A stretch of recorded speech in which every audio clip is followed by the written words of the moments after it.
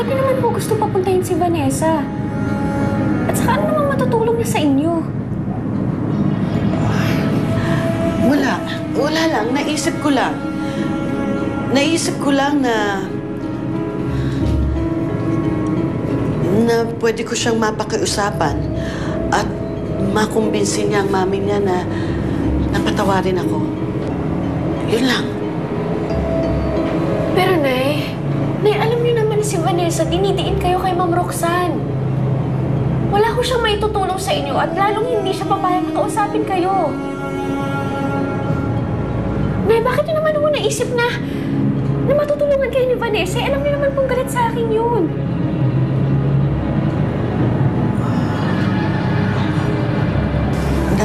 Naisip ko lang. Senny, pauwiin mo na yung anak mo tapos na oras ng pagdalaw.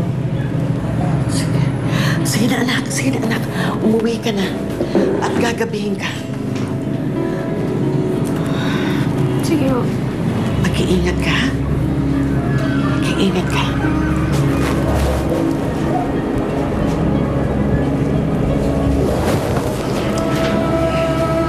Mauna na po ako, Nay. Mahal kita. Mahal din mo kita.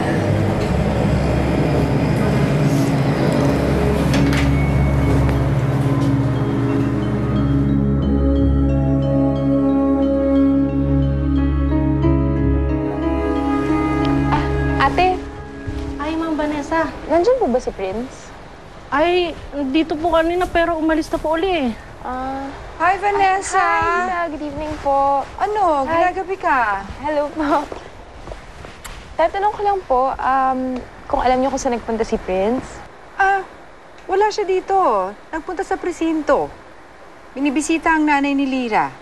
Alam mo, kung magmamadali ka, abutin mo. Sige po, tita, mauna na po ako. Thank you, ah.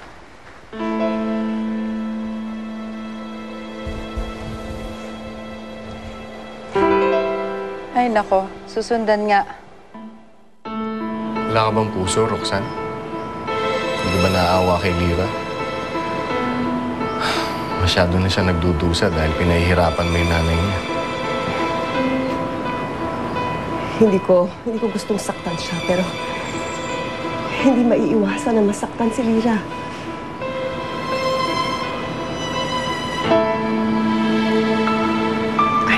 I know this is the right thing to do.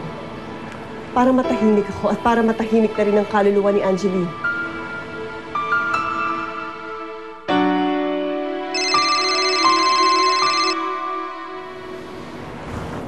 Hello, attorney?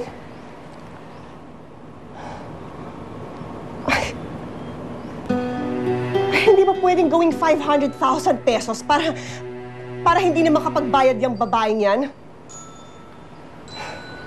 Gawa ninyo ng paraan. Sige, attorney. Pwede pa rin siyang makalaya. Makakalaya talaga si Senny dahil wala ka namang pinangahawakan na konkretong ebidensya eh. Ano ba pinangahawakan mo? Yung kutob mo?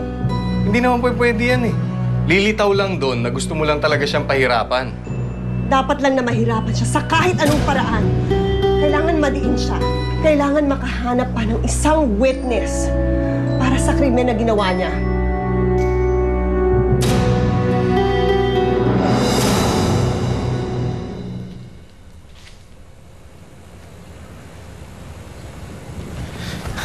Lyra, please. Sandali lang. Lyra, please. Mag-usap muna tayo. Makinig ka muna sa akin. Ano pa bang dapat natin pag-usapan, Prince? Wala na, di ba?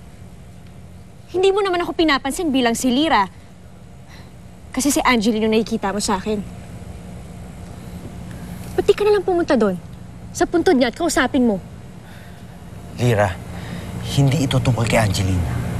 Tungkol to sa'yo. Maniwala ka sa akin. Hindi ko gusto saktan ka. Lyra. Prince, wag mo nga akong niloloko. Ngayon mo sasabihin sa akin yan kung kailan alam ko na yung totoong intensyon mo. Huwag mo nang pilitin, Prince. Magkalimutan na tayo. Sabagay, madali lang naman sa'yo kasi wala lang naman, di ba? Hindi mo naman ako gusto.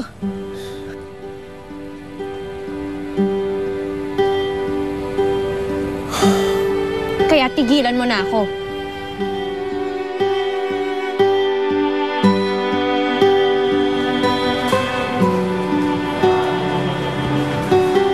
Excuse me, may lalaki po ba ditong dumalaw kay Zenny Banaag?